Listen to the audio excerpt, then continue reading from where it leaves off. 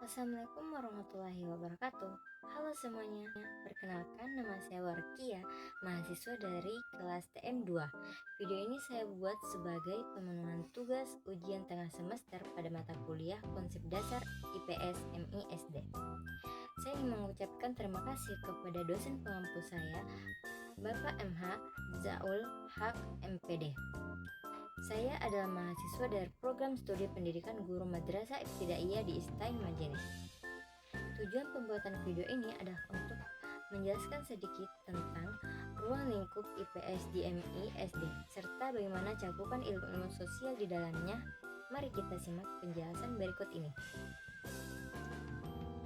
Nah, yang pertama, ruang lingkup IPS MI SD.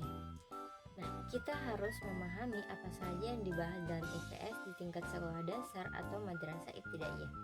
Secara garis besar, ruang lingkup IPS mencakup hubungan manusia dengan lingkungannya dalam berbagai dimensi, yaitu manusia, tempat, dan lingkungan.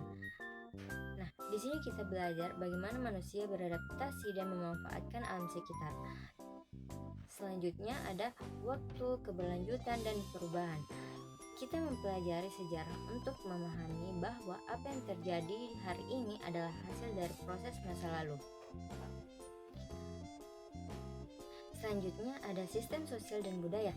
IPS mengajarkan kita tentang keagamaan suku, agama, dan cara kita berinteraksi secara harmonis di masyarakat.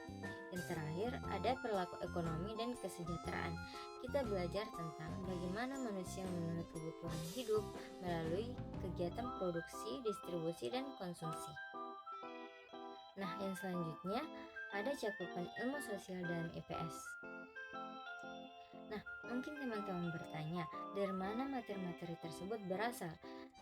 Jadi, IPS di MI SD sebenarnya adalah penyederhanaan dari berbagai disiplin ilmu sosial yang dipadukan secara terintegrasi. Cabang-cabang ilmunya meliputi: yang pertama ada geografi, yaitu memberikan pemahaman tentang ruang, peta, dan kekayaan alam. Yang kedua, sejarah, membentuk identitas nasional melalui kisah perjuangan para pahlawan. Yang ketiga, mengenalkan konsep dasar seperti uang, pasar, dan pentingnya bekerja sama dalam memenuhi kebutuhan.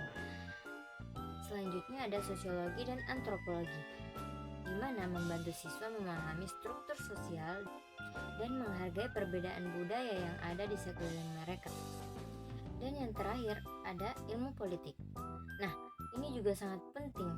Dalam tingkat SDMI, ilmu politik disederhanakan untuk mengenalkan konsep kepemimpinan, aturan atau norma dalam masyarakat, serta hak dan kewajiban kita sebagai warga negara.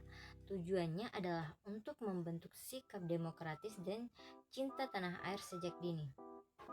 Nah, contoh sederhana dari ilmu politik di sekolah adalah saat kita melakukan pemilihan ketua kelas atau belajar menaati tata tertib sekolah. Di sana adik-adik siswa belajar tentang bagaimana kepemimpinan dan aturan bekerja untuk kepentingan bersama. Jadi kesimpulannya adalah IPS di MI SD bukan hanya sekedar hafalan, melainkan bekal agar siswa menjadi warga negara yang kritis, kreatif, dan peduli terhadap lingkungan sosialnya. Demikian penjelasan singkat dari saya untuk tugas UTS kali ini. Semoga bermanfaat bagi kita semua. Jangan lupa dukung terus pendidikan Indonesia. Wassalamualaikum warahmatullahi wabarakatuh.